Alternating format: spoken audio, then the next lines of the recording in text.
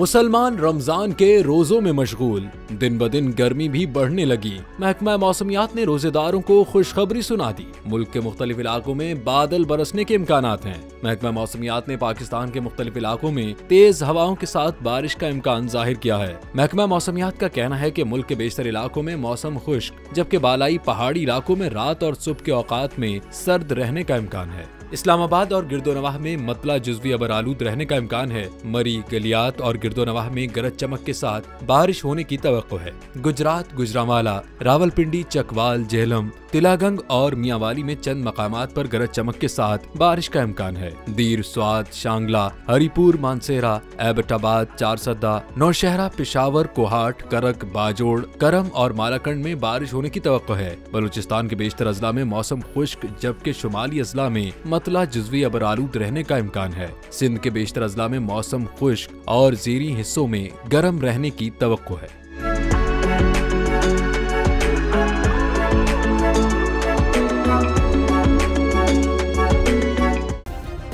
Subscribe करें और bell दबाएं ताकि कोई खबर रह न जाए।